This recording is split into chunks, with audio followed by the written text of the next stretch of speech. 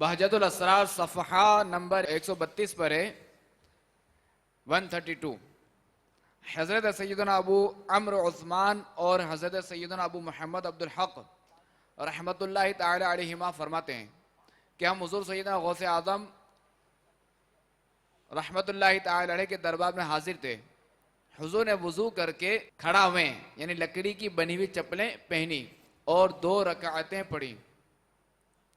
बाद सलाम एक जोरदार नारा लगाया और एक खड़ाओं हवा में फेंकी, फिर दूसरा नारा मारा और दूसरी खड़ाओं फेंकी।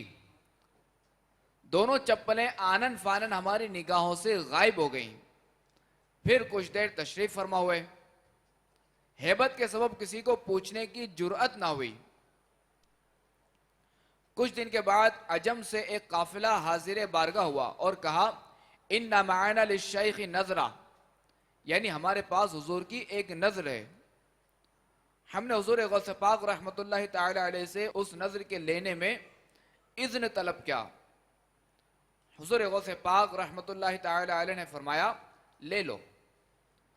ताजिरों ने 1 मन रेशम, कुछ कपड़े के थान, सोना और हुजूर गौसे पाक रहमतुल्लाहि ताला अलैहि की वो चप्पलें जो उस रोज हवा में फेंकी थी, पेश की। हमने हैरत से पूछा, ये चप्पलें तुम्हारे पास कहां से आई?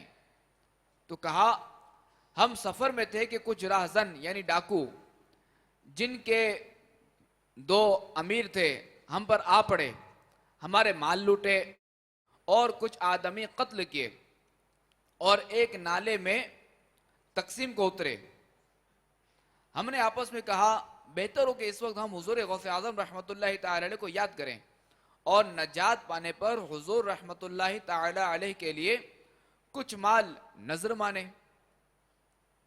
हमने हुजूर गौसे पाक रहमतुल्लाहि ताला अलैहि को याद किया ही था कि 2 अजीम नारे सुने जिनसे जंगल गूंज उठा और हमने राहजनों को देखा कि इन पर खौफ छा गया।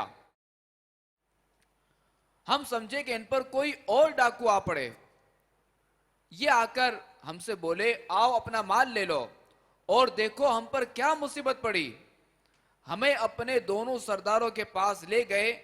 हमने देखा वो मरे पड़े हैं और एक के पास एक चप्पल पानी से भीगी रखी है।